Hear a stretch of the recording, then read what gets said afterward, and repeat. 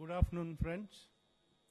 On behalf of Press Information Bureau, I welcome you all to this press conference. It's my privilege and honor to introduce the Honorable Minister for Labour, Employment, Steel and Mines, Shri Narendra Singh Tomar ji, Minister of State Independent Charge for Commerce, Industry, Finance and Corporate Affairs, Srimati Nirmala Sitharaman ji, and Minister of State for Labour, Employment, Steel and Mines, Shri Vishnu Dio Sai ji. I extend all of you a very warm welcome, sir and madam. I also welcome Secretary Labour and Employment, Ms. Gauri Kumar, Secretary DIPP, Shri Amitabh Kant. The press conference will go like this. First, there will be screening of 2 short films on the initiatives of the Ministry of Industry, followed by Labour, and this will be followed by a PowerPoint presentation by the 2 secretaries of the ministries. Thereafter, there will be opening remarks by the Honorable Ministers. Then the forum is open for questions and answers. Please ask the questions one by one. And before asking, please state your name and that of your organization. I also request you to kindly switch off your mobiles or keep them on silent mode. The film may roll now, please. Please switch off the lights.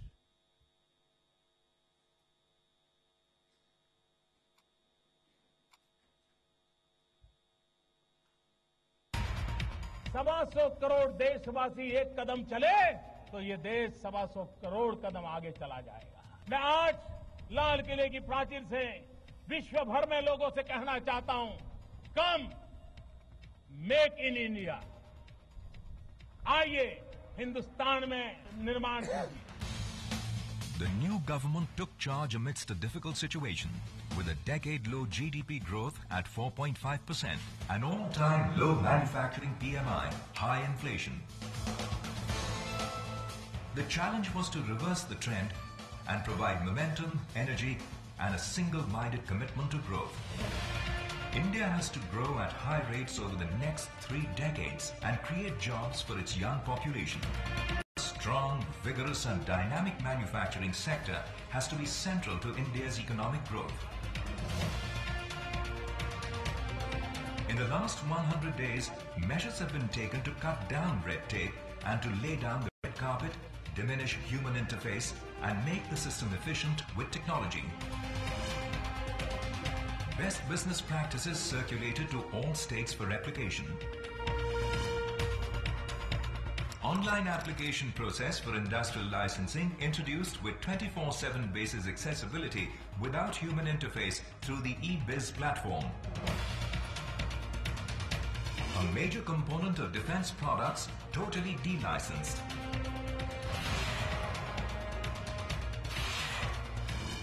Dual-use items having military and civilian applications deregulated. Validity of industrial license extended to 3 years.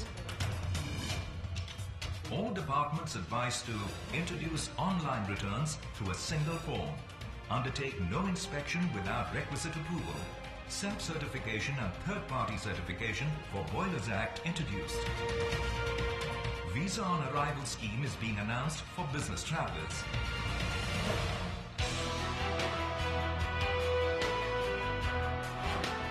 % FDI through automatic route for suburban rail corridors, high-speed trains, dedicated freight lines, locomotives, coaches manufacturing, freight terminal and signaling system. FDI in defense raised from 26 to 49% with modernization and state-of-the-art technology. In case-to-case basis, FDI allowed up to 100%.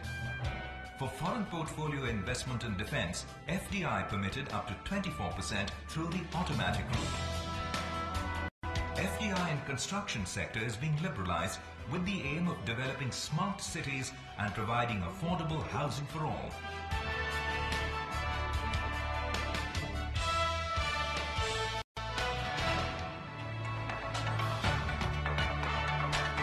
To provide an impetus to India becoming a manufacturing nation, industrial corridors and smart cities are being developed. Work on 5 smart cities in Delhi-Mumbai Industrial Corridor has moved towards implementation.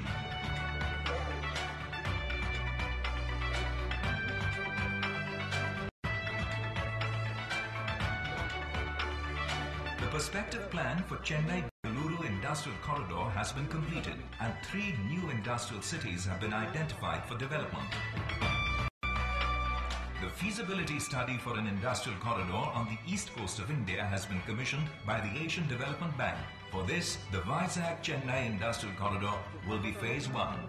The perspective plan and identification of new industrial nodes in Bengaluru, Mumbai and Amritsar-Kolkata industrial corridors have been given a major thrust. A new corridor linking northeast with Myanmar and connecting with all the other industrial corridors has been planned in partnership with the government of Japan.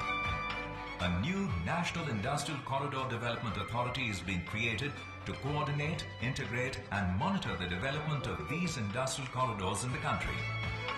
Development of smart cities using next-generation technology will enable India to technologically leapfrog in the process of urbanization.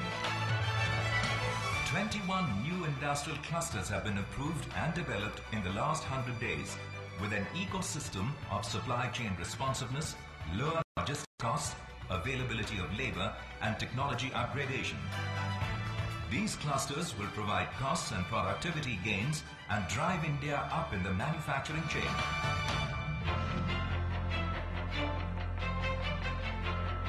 To promote inclusive growth, the government has focused on building a labor-intensive manufacturing sector.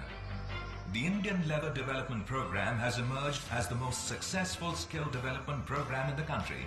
It has provided training to 51,216 youth in the last 100 days and placed 83% of those trained in the leather industry. With a view to nurturing innovation, the government has taken up an initiative to upgrade the administration of intellectual property in the country, comparable to the best IPR offices in the world.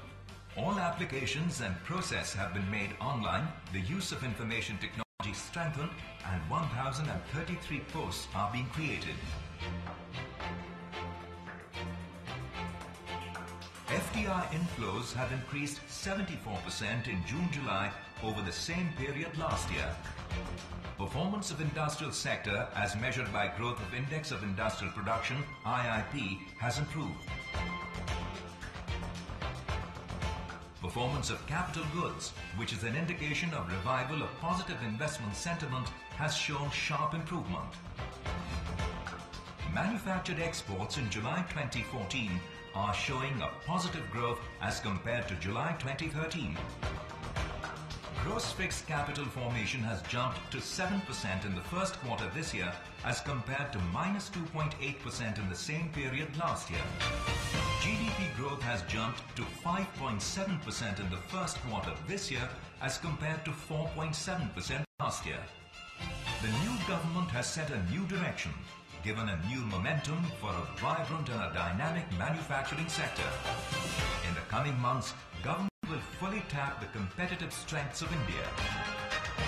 3 Ds, democracy, demography and demand, to create jobs and create a new vibrant India.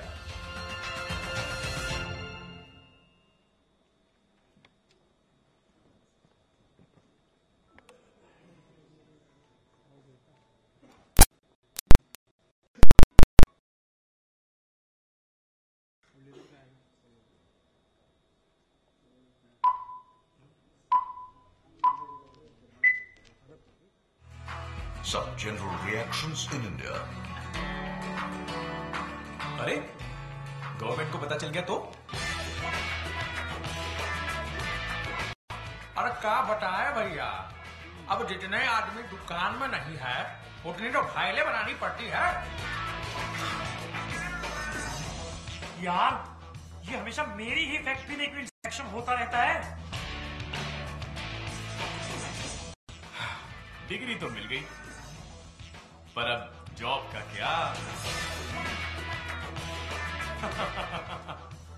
रात गई, बात गई, job गई, PF गया। भूल जाओ यार। देवा रे देवा, अभी इसका भी के लिए मेरे को कितना पापड़ बेलने का। Now is the time to prove that the government is not your adversary, but your friend and partner. We have moved to make doing business easy for small businessmen, to provide easy access to schemes for unorganized workers, to assure the organized worker that PF and pension is their right, to enable demand-driven vocational training, and above all, to make things so simple. Ministry of Labour and Employment, Government of India. This is the beginning of a simple revolution. It's easy. Government's move to reform the archaic and the complex labour laws will definitely reduce the compliance burden on the industry, and this is going to be a huge issue, because by promoting simplification and flexibility in labour laws, it will contribute to a conducive environment for doing business, and it will also bring in radical changes in the overall economic scenario in the country. The entrepreneurs running small business units. Once amended, instead of multiple registers, now all you will have to do is maintain only 2 registers and file a single annual return online. Don't be afraid to hire more than 19 workers. The government is soon going to increase this limit to 40 employees for a small business unit. Transformation that industry would like, especially small entrepreneurs, is the ability to comply with the regulatory requirements in a manner where transaction costs and time are the minimal. And that happens best through the E-mode of regulatory compliance. And that is what the ministry is attempting, and it should really transform the business environment. With the launch of our very new unified labour web portal, we will enable online registration of units, reporting of inspections, electronic submissions of simplified annual returns, redressal of grievances, and much more. Cherry on the top, it's also transparent. Now a randomized and computerized system will select the units for inspection. More accountable inspections with the report uploaded within 72 hours. Say goodbye to Inspector Raj. It's flexible and safe. Freedom for you, working women. Once amended, the Factories Act will allow you to work night shifts too. Your employers will soon ensure adequate safeguards, and you will be dropped home safely. The limit of overtime hours for workers too will be enhanced to 100 hours from 50 per quarter. With the personal protective equipment provided by your employer, now you will definitely not be getting exposed to danger even in hazardous jobs. It's new. The employees working in organized sector. Now PF benefits of 4.17 crore contributing employees will stay right with them, seeded to their bank accounts and Aadhaar cards. As we are providing a universal account number, UAN, to all existing and future subscribers of EPFO, the provision of minimum pension of 1,000 rupees per month from September 2014 under EPF will benefit around 28 lakh pensioners. Against the current limit of 6,500 rupees, those of you with monthly wages up to 15,000 rupees will now be eligible for coverage under EPF scheme, providing you benefits of Provident Fund, pension and insurance. Now, the smart is going to be made smarter. The Rashtriya Swasthya Bima Yojana, covering 3.85 crore families, is all set to improve its service delivery, which will encompass a dedicated call center and a robust grievance redressal mechanism, third-party audit and evaluation of scheme, improved IT architecture, wellness check of beneficiaries, centralized empanelment of the insurers. For the first time under RSBY, smart cards will be ceded to their bank accounts and Aadhaar cards and converge 3 social security schemes of the Government of India in 20 pilot districts of the country. Later on, even the state governments will be encouraged to add their schemes on the smart cards. And you, the youth of India, we are moving on war footing to make you vocationally trained and employed. ITI courses have been revamped with involvement of industry-led mentor councils. Soft skills have also been integrated. More than 4,000 trainers have been trained for the latest curriculum through distance learning mode. Flexi MOUs have been signed with the industries and special courses have been designed for industrial needs with high employment potential. The ministry has been very forthcoming and open to change, and that is a real game changer again. The paradigm shift of having training classes conducted as per the need of the modern industries or the newer industries, that is what is important in this case. Constant efforts are on to connect ITIs with IITs through setting up chairs and incubation centers. The government is going to develop a model ITI in every state, which can be replicated by other ITIs of the state. Soon, we are going to transform employment exchanges into career centers. 6 model career centers in December 2014 and total 50 by March 2015 will be operational.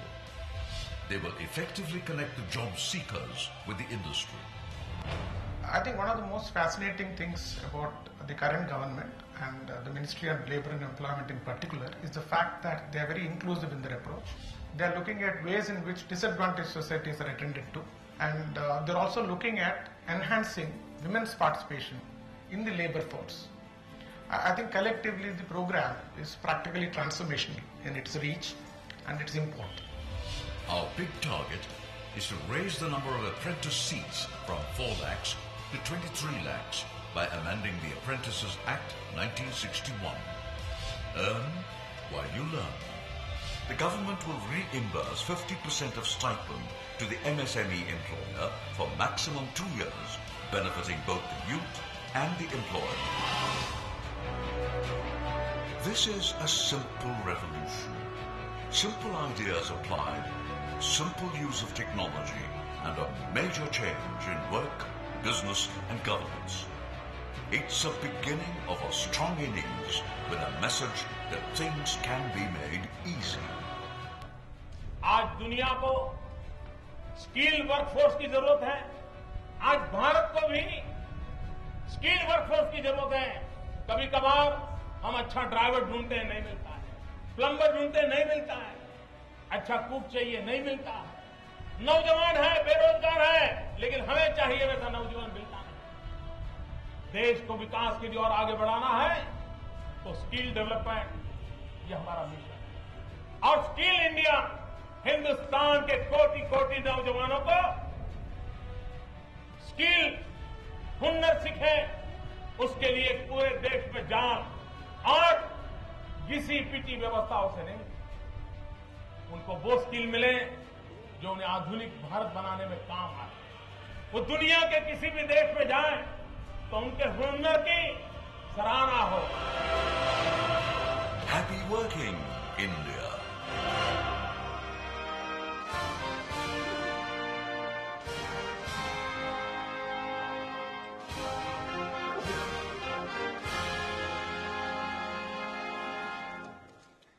Thank you.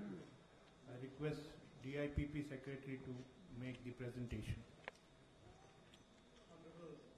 Honorable Ministers,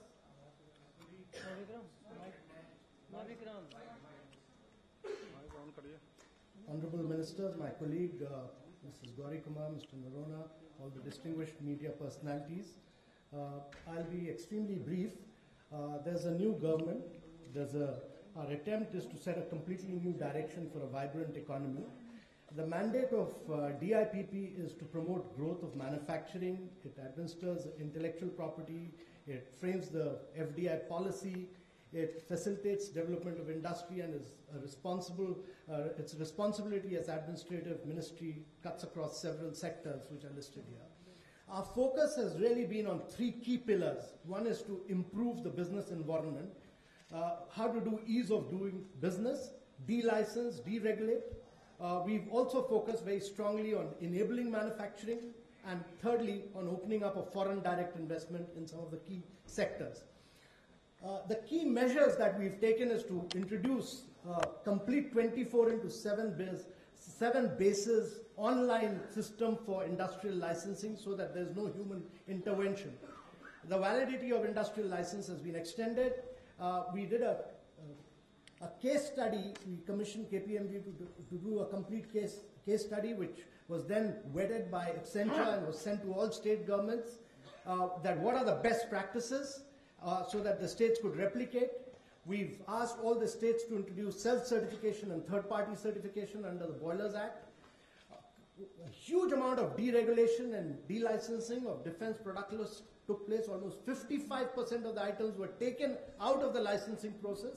All dual-use items having military as well as civil applications have been deregulated, and all the services of central governments are being integrated under a single window EBIS platform, which will be finalized by, this process is on, and by 31st December, you can make payment at one place for the central government, the state government, the municipalities, and it will get a portion with one single form. In addition to this, we've asked all the states and central government to put all forms in one form, all registers in just one or two registers, no inspection without head of departments, and introduce self-certification. And many states have actually moved forward because we feel that this revolution starting from the center must really spread down to the states, and there should be a hub and spoke policy. So many states, and Odisha recently had a national workshop on this, many states have moved forward. To enable manufacturing, we've pushed forward 5 new smart cities in the Delhi-Mumbai corridor. In the Chennai-Bangalore corridor, we've almost finalized the 3 nodes with the state governments, Krishnapatnam, Poneri, and Tumkur in Karnataka. We move forward with the Bangalore-Mumbai corridor, and during this Japan visit of the Honorable Prime Minister, we finalized with the government of Japan the Northeast corridor, which will link up the entire Northeast to Myanmar and other industrial corridors of India, and the Chennai-Vizag corridor and the Amritsar-Calcutta corridor have also moved forward. To provide a huge impetus to manufacturing, we focused on 21 new industrial clusters with a focus on recycled water through zero liquid discharge system and central effluent treatment plant, so that there is the movement forward on industries along with environment sustainability. We've given approval to 17 new NMIZs which have moved forward. We've focused on a huge amount on intellectual property. We've tried to create a completely unique intellectual property regime. We've tried to upgrade its IT facilities. Everything is online there today. And the National Institute of Design, and this was the first bill to be passed in both houses of the Parliament during this last session. We've given NID the status. The Honorable Minister steered this as an institute of national importance. 4 new NIDs are being developed. We're skilling the youth, and in the leather sector, which has emerged as the finest skill development sector today, we've given imparted training to about almost 51,216 youth. We're starting 2 new branches of footwear at Banur and Ankleshwar in Gujarat. We've opened up, very strongly opened up, and today India, we can proudly say, is one of the rare countries which has a very, very liberal FDI regime. We've opened up 100%, which was unimaginable earlier, 100% FDI under automatic route and railway sector. We've moved, in addition to deregulating 55% of the license sector, we've opened up the FDI in defense from 26 to 49%. We are further liberalizing the construction sector in a very, very radical way. And we've worked very closely with the Labour Ministry. And all these collective efforts today of this government have started showing results. GDP growth, if you look at it, GDP growth has improved to 5.7%. Industrial growth has spiked up. The manufacturing growth has spiked up. All these have moved forward. The FDI inflows, if you look at June 2013 to June 2014, it's showing a 33% increase. If you look at June-July of 2014 as compared to last year, same period, it's showing a 75% increase. Industrial growth has moved up. The performance of capital goods, which is an indicator of revival of positive investment, has shown a huge improvement. It's moved up by 23%. If you look at trade and manufacturing of select manufactured products in July 2014, it's moved up radically up. Exports, the HSBC Purchasing Managers Index, which gives an overview of business conditions, is showing a huge positive upturn, 53%. The business confidence indexes all moved up. And as the Honorable Prime Minister said, that come Make in India and focused on zero defect and zero effect, our whole attempt is to drive manufacturing, drive industrialization so that it can create jobs for the young Indians. And I think this will be a continuous effort of this ministry in partnership with all the other ministries of the Government of India. Thank you very much, ladies and gentlemen. I now request Secretary Labour and Employment to make a presentation.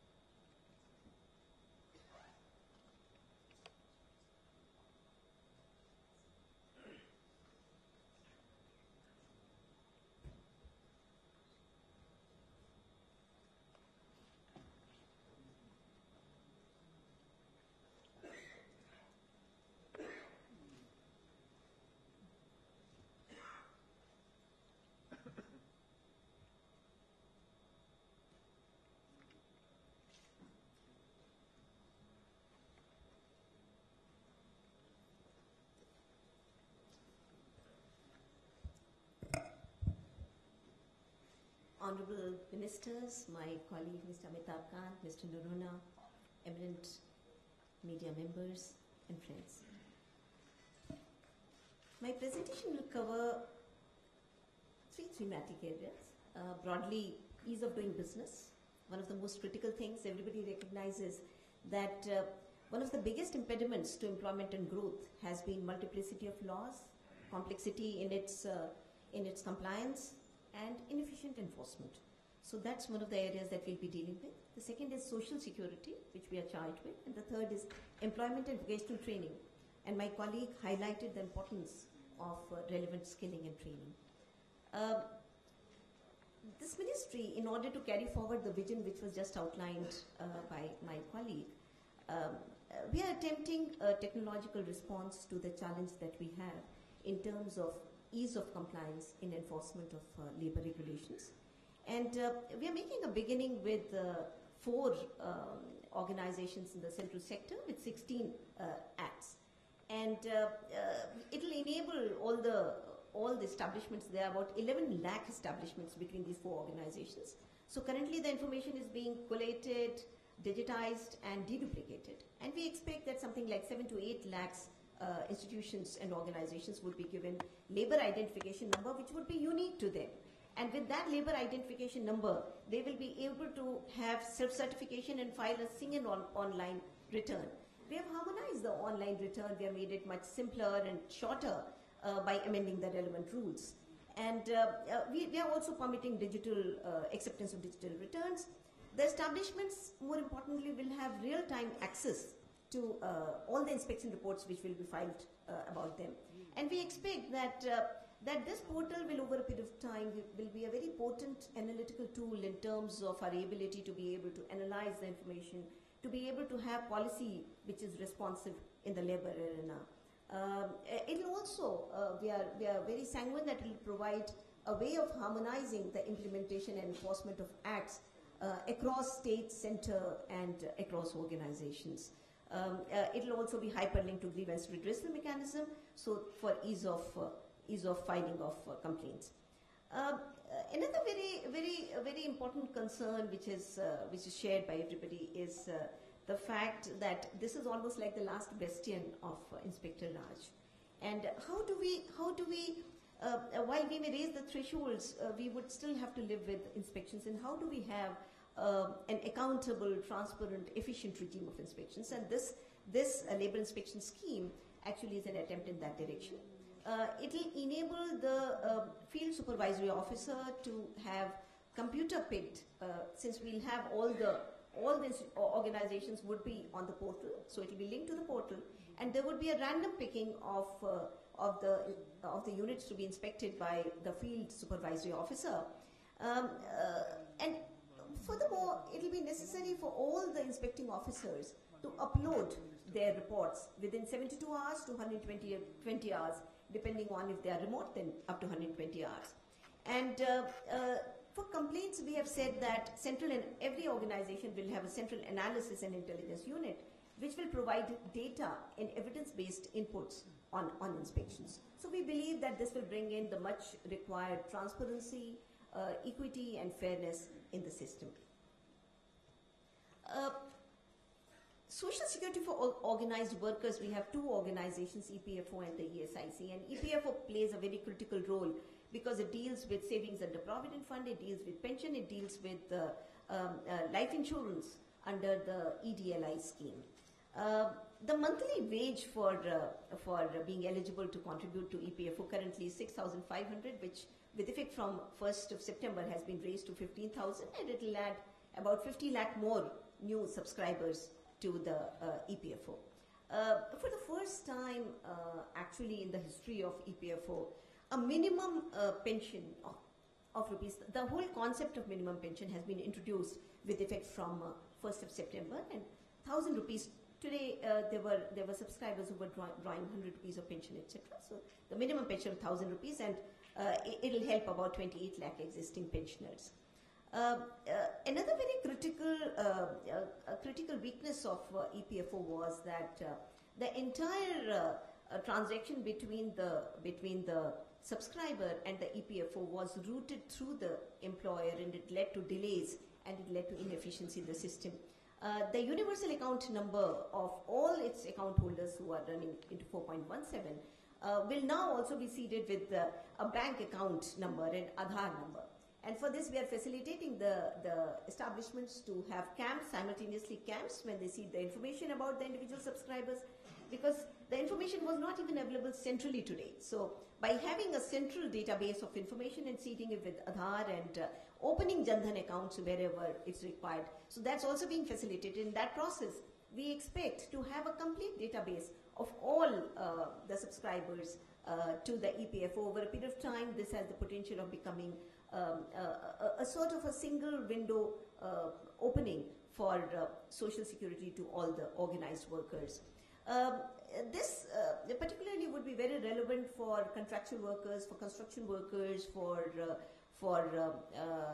others who are very mobile, because they'll be able to carry their account number with them.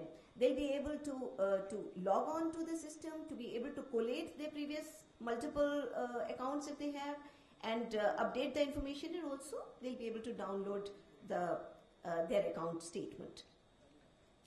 With 93% of our workers in the unorganized sector, it has been a matter of great concern how to reach social security to them in an effective manner, and we have been working at revamping RSBY in very detailed consultation with the state governments, because ultimately these schemes are implemented at the state level, and we have, with effect from 1st of June, we have revamped the scheme to improve the efficiency and transparency in service delivery of the scheme, which is currently running for 3.85 crore families in 13 categories of unorganized workers across 26 states and union territories.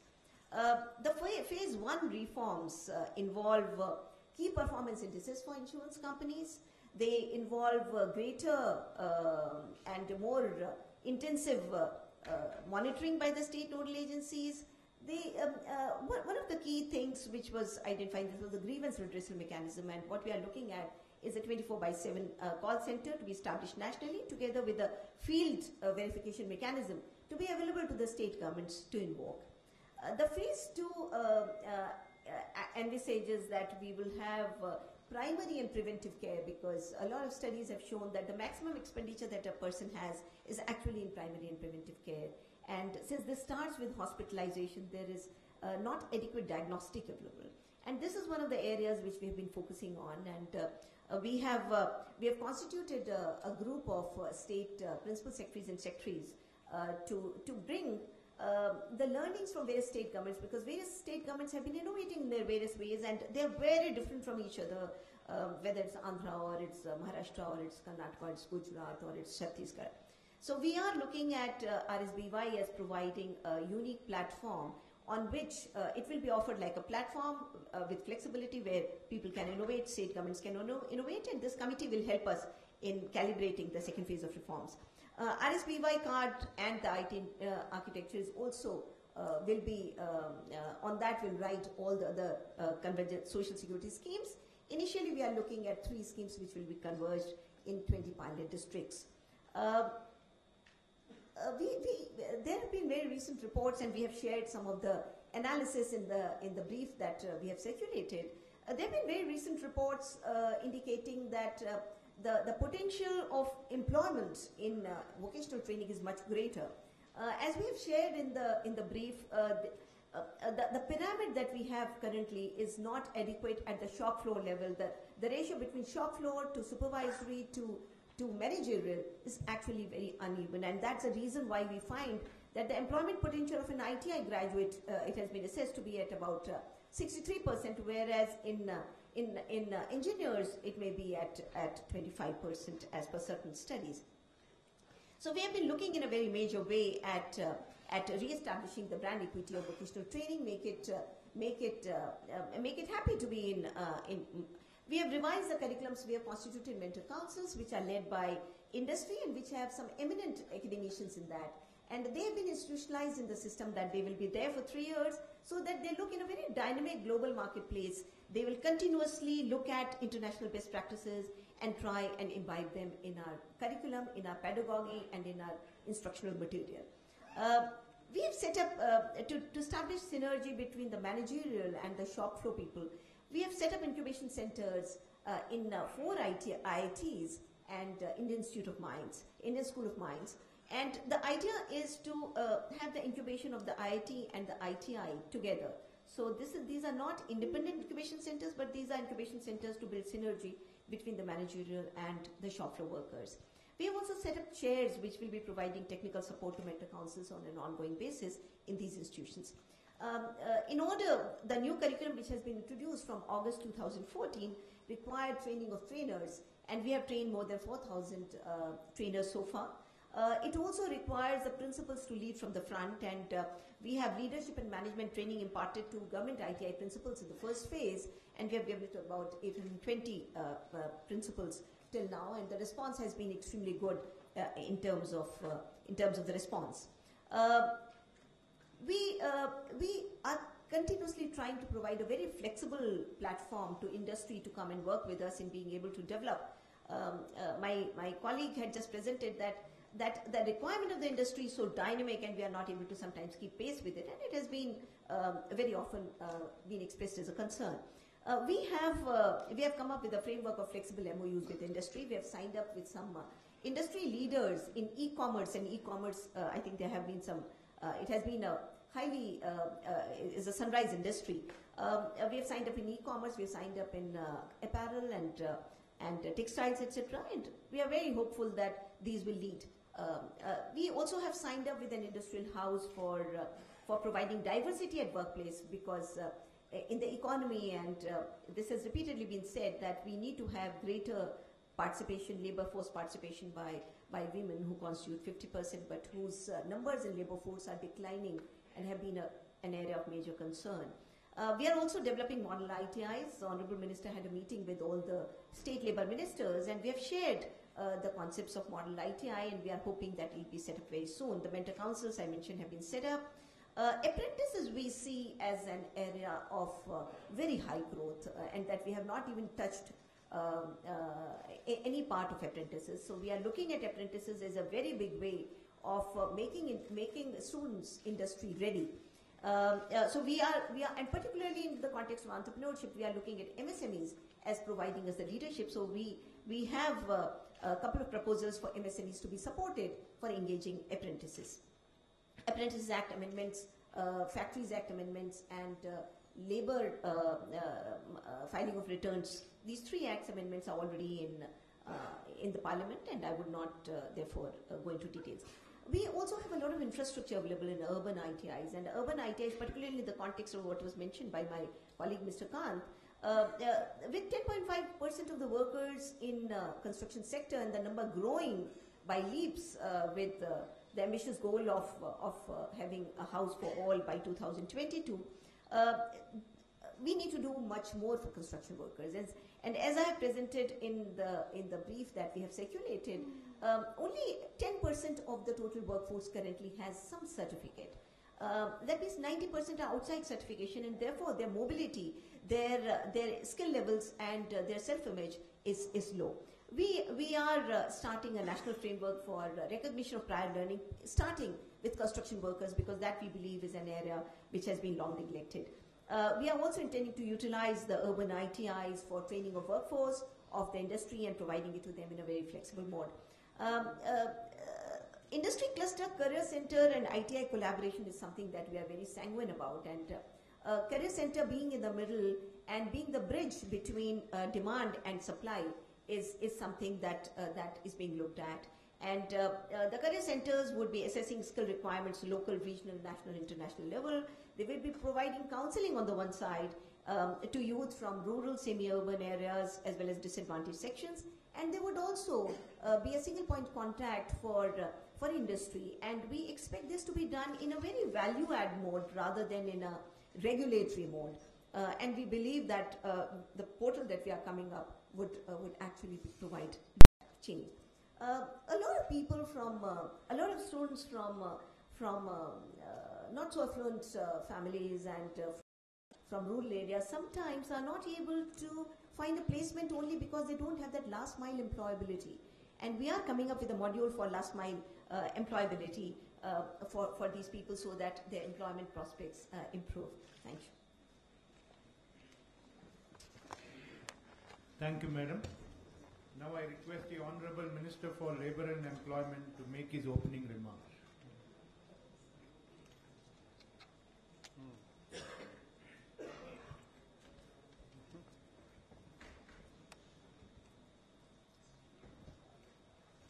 इस अवसर पर उपस्थित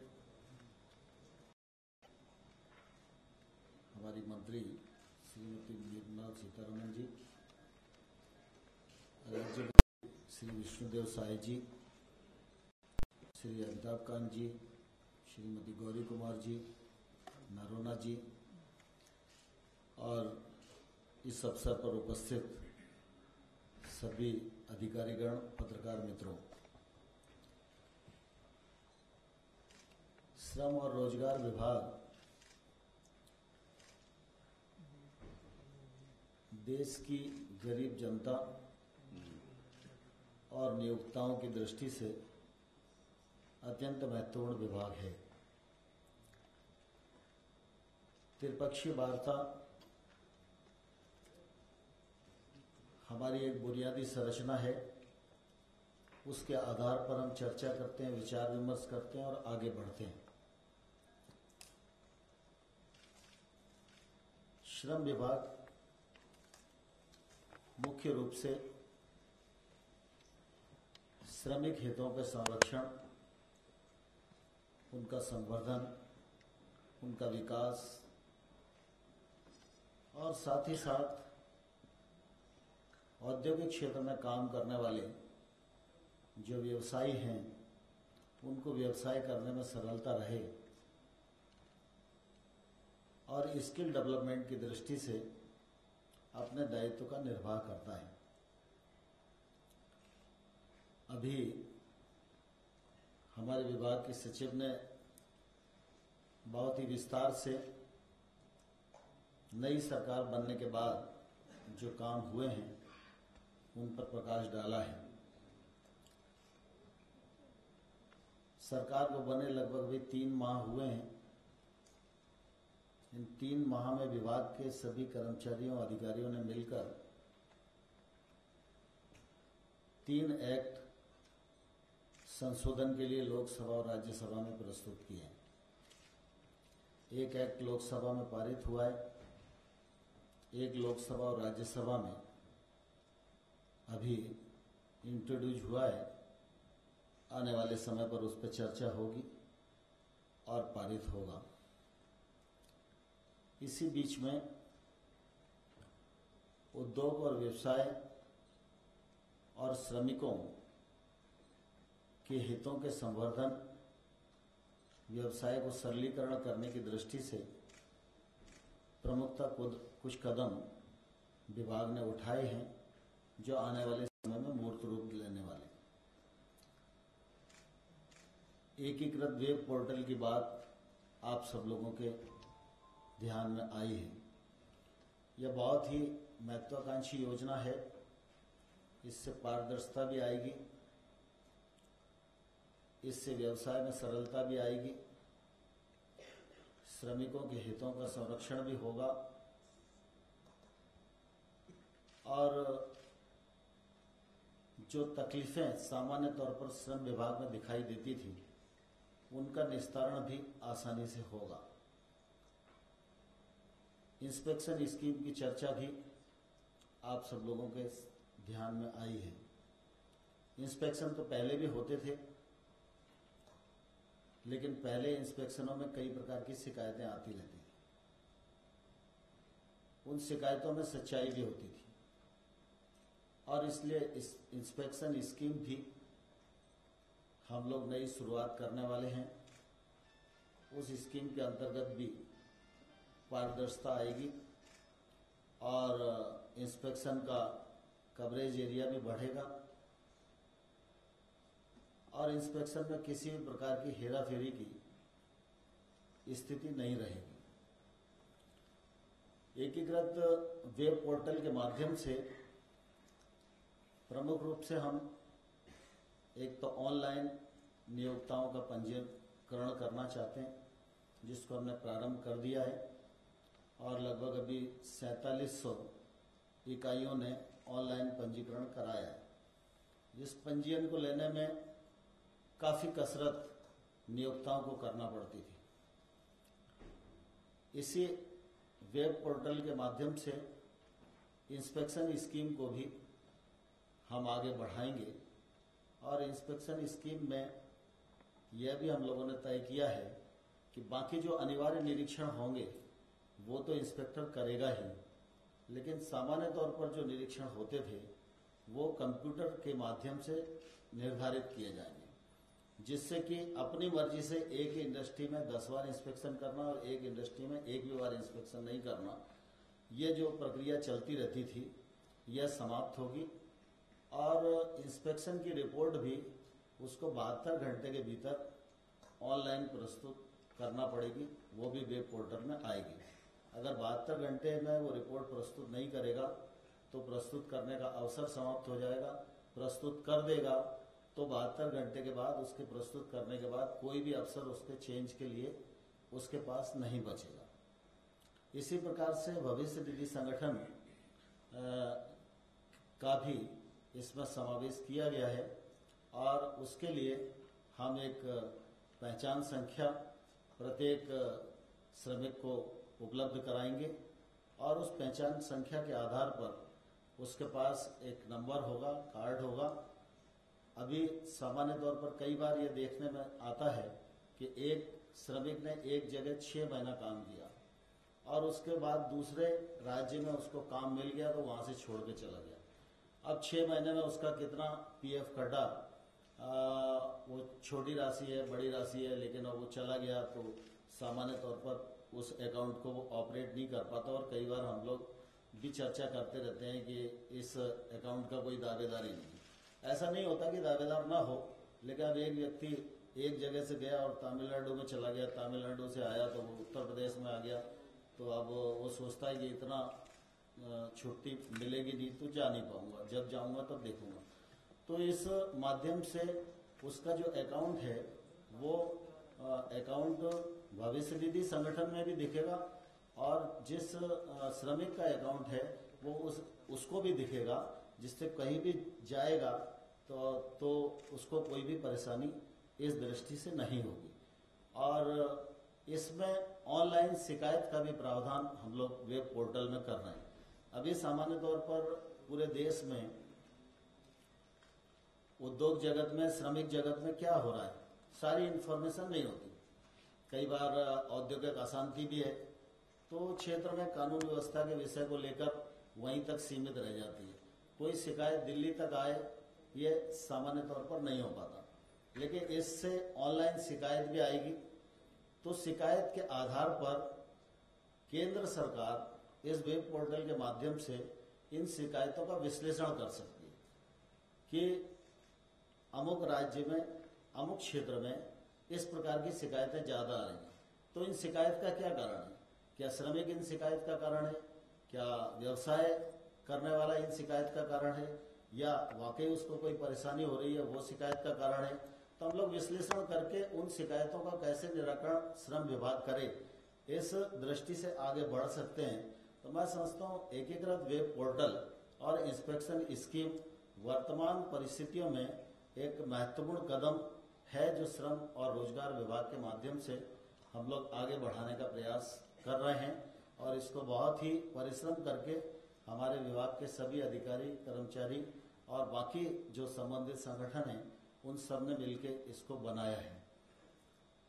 मुख्य रूप से श्रमिक क्षेत्र में काम करने वाले 3 प्रकार के मजदूर होते हैं। एक संगठित मजदूर है, एक असंगठित मजदूर है, एक ठेका मजदूर है।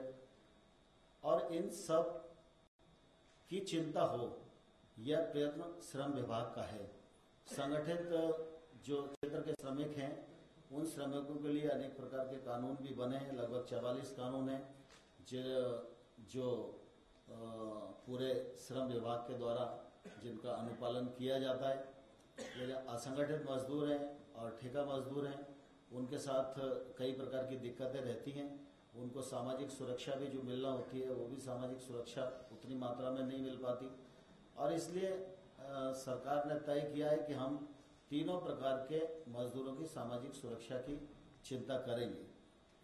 इस दृष्टि से ईएसआई में भी जो सुधार किए जाने चाहिए, वो भी हम लोगों ने किए हैं।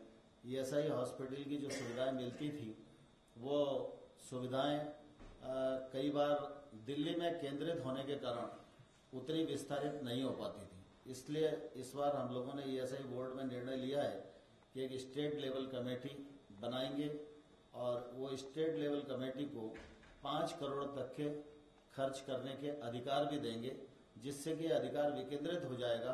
50 लाख से लेके 5 करोड़ तक छोटे मोटे काम के लिए डिस्पेंसरी में, अस्पताल में उनको दिल्ली का मुंह नहीं ताकना पड़ेगा। इसी दृष्टि से जो राज्य सरकारें अस्पताल चलाती थी, कुल 151 ऐसे अस्पताल हैं जो ईएसआई की मदद से चलते हैं और औषधालय 1300 से अधिक हैं। तो ये हॉस्पिटल में केंद्र सरकार प्रति आईपी 1500 रुपया सहायता राज्य सरकार को करती थी। 151 में 36 अस्पताल केंद्र सरकार स्वयं चलाती है, बाकी अस्पताल राज्य सरकार के द्वारा शासित होते हैं। तो हम लोगों को ऐसा महसूस हुआ कि 1500 रुपया प्रति आईपी कम है, इसलिए इस बार बढ़ाकर उसको 2000 किया। बहुत सारे क्षेत्र ऐसे हैं जहां हमारे अस्पताल की भी पहुंच नहीं है और औषधालय की भी पहुंच नहीं है।